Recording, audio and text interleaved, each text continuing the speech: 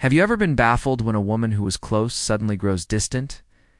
Yesterday you laughed together and drew plans for the future. Today her replies are irregular, her energy is shifted, and you sit there wondering, what did I do wrong? The truth is that many times the problem doesn't lie in you, but in how you respond. Most men chase, explain, and pull. And in doing so, they slowly trade self-respect for desperation. On the path of emotional growth, those moments when she pulls back are tests of your steadiness. Stoicism teaches that true strength begins in stillness. Epictetus once said, "Every situation has two handles. One leads to chaos, one leads to calm. Choose the handle of calm." When you are left alone with spiraling thoughts, your ego demands answers and your emotions demand soothing. Yet a disciplined man pauses, breathes, and sits with that discomfort. He understands that reacting too quickly is like pouring gasoline on a small fire. Small hesitation can turn into a retreat if you add panic to it. Imagine holding water in your palm. The tighter you squeeze, the faster it slips away. Feelings are like that. When she pulls back, tightening your grip only makes things worse. Stoic philosophy reminds us to focus on what's within reach: our attitude, our responses, and our own discipline. You cannot decide the distance, the silence, or her mood swings, but you can decide whether you remain calm. Marcus Aurelius reminded himself, "You have power over your mind, not over external events." That means letting life unfold rather than forcing it. Attraction, like a flame, needs space to breathe. Try to smother it, and it dies. So when faced with her retreat, don't let fear or insecurity lead you. Lead yourself.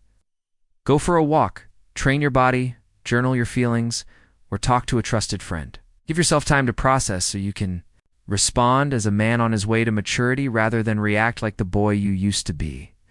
When you practice this pause, you'll notice clarity replacing chaos. You'll start to see the situation for what it is, not just how it feels. Sometimes she needs space. Sometimes life is heavy on her shoulders. And yes, sometimes interest fades. But whatever the reason, chasing never fixes it. Remember, your job is not to control another person. Your job is to master yourself. That is where real power lives. This is the first step of the Stoic journey in love. Breathe, observe, and choose. Calm before you act. If this resonates with you, leave a comment below or simply type ichoose.com to let me know you're walking this path alongside me. Once you've learned to pause and breathe, the next step is to examine your own energy. Sometimes her distance is nothing more than a mirror reflecting a change in you. In the beginning, you were focused on your work, your health, your goals. You had a clear mission, and that energy was magnetic. Then slowly you started orbiting around her mood-skipping workouts to answer messages. Canceling plans to be available, dissecting every emoji. She senses that shift even if you never say a word, and her instinct is to pull back. Seneca reminds us, no man is free if he is not master of himself. When you make her the center of your universe, you hand away both freedom and self-respect. Stoicism encourages us to check our own energy before scrutinizing anyone else's behavior.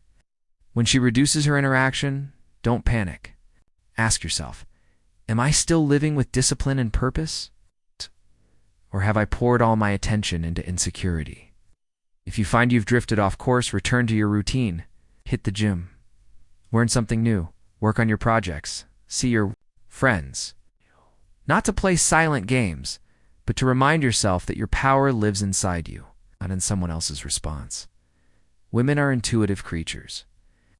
They pick up on the subtle difference between a man who is rooted in his own life and a man who starts orbiting their mood. She senses that you've shifted from purpose to pursuit. The energy no longer feels steady, and distance is often the natural reaction. This isn't cruelty, it's feedback. Setting boundaries isn't about controlling her, it's about guiding yourself. That might mean not responding instantly to every ping, keeping your workout regardless of who texts, or putting your phone away when you're working. These small actions send a signal. You respect your own time and won't be dragged around by external moods. Epictetus taught, a person swayed by circumstances is like a child with a balloon. When the wind blows, the balloon drifts. But the steady man is a mountain. No matter the wind, he stands firm. When you return to your calm center, something shifts again. Your grounded energy becomes a lighthouse in the dark.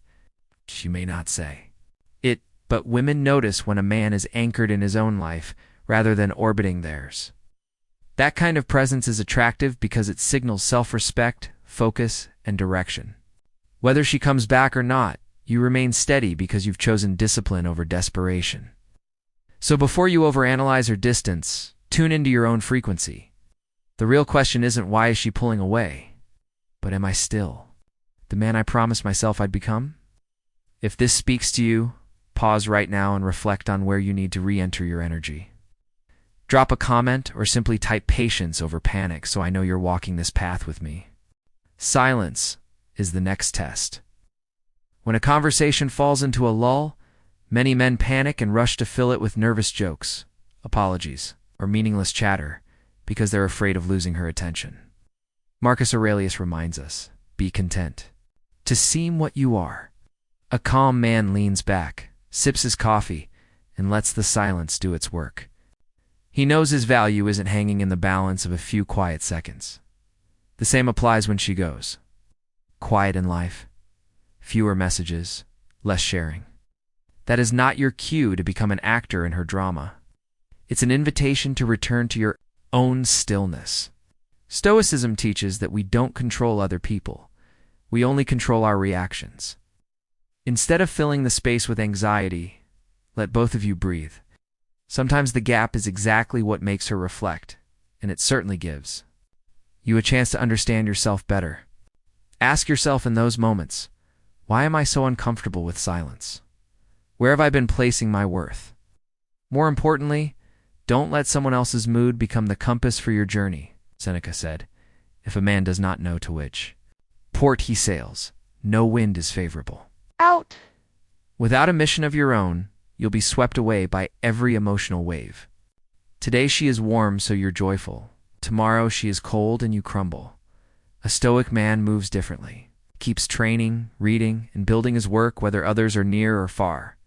He knows the storm in her heart is not his to weather. His horizon is his own purpose, not her mood swings. Picture yourself climbing a mountain with someone beside you. Halfway up, she stops and sits down. You have two options. Stop and plead with her to keep going, or keep climbing. If she wants to walk with you, she'll get up and catch up. If not, you won't be stranded halfway. When you hold your pace, your steady energy becomes a mirror. She may wonder why you're not swayed by her fluctuations, and that very steadiness is what makes you attractive. Steady energy is like a lighthouse on the shore. Storms may rage, but the light still shines. She will either draw closer to that light or go her own way. But either way, you remain anchored, so don't rush to fill silence. Own it. Don't postpone your mission because someone else's mood has shifted. Healthy love is to people walking side by side on their own paths, not one person dragging the other. When you stay firmly on your path, you give her the freedom to choose. You give yourself the greatest freedom of all, the right to live true to yourself. If this truth resonates, let me know in the comments. Share a story about a time you've reclaimed your mission, or simply type "I own my mission" so other men see they're not alone. Distance often carries more lessons than we expect. It doesn't just signal the state of a relationship. It reflects your inner state. When she needs space, many men panic, flood her inbox, and hand over the keys to their peace. Marcus Aurelius reminds us you have power over your mind, not external events. Not every mood swing or delayed reply deserves a passport into your mental fortress. Your inner peace is a fortress, not a public park. Guarding that space means responding rather than reacting. If she circles back after a stretch of silence, you don't need to leap like a child offered candy or draft 3 paragraphs to prove your worth. Take a breath, watch your feelings, and choose your reply deliberately. Epictetus taught, it's not things that disturb us, but our interpretation of things. Her message is just data, not a rescue boat. You can answer after you finish your work, or even choose not to if this emotional game no longer serves you. It's not about being aloof. It's about steering the pace of your own life. Picture two men receiving the same message. I need some space right now. One sends paragraphs trying to convince her not to leave. The other breathes and returns to his day. One leaks his power, the other keeps his center. Which response feels steadier to you? Its steadiness is magnetic. Distance also serves as a mirror, Marcus Aurelius wrote. If you are distressed by anything external, the pain is not due to the thing itself, but to your estimate of it. When you notice you're checking your phone more than your priorities, take that as a sign to come back to yourself. The gap might reveal that you've drifted from your mission or leaned too heavily on someone else's validation. Use it too. Remind yourself that your worth does not live in her reaction. Finally, be willing to let go. Amor fati, love your fate, is a Stoic mantra echoed by Seneca. Not everything falls under your control. Some people step back because they're confused, because they're on their own journey, or simply because your paths no longer align. The tighter you squeeze, the more the sand slips through your fingers. Letting go isn't weakness. It's choosing peace over chaos. If she returns one day, greet her with calm. If she doesn't, you still win, because you refuse to betray yourself just to keep someone close. Whether she comes back, stays distant, or leaves for good, your mission stays the same. Guard your peace, stay on your path, and become the man who isn't shaken by another's mood. In the end, what matters isn't controlling her distance, it's directing your own course.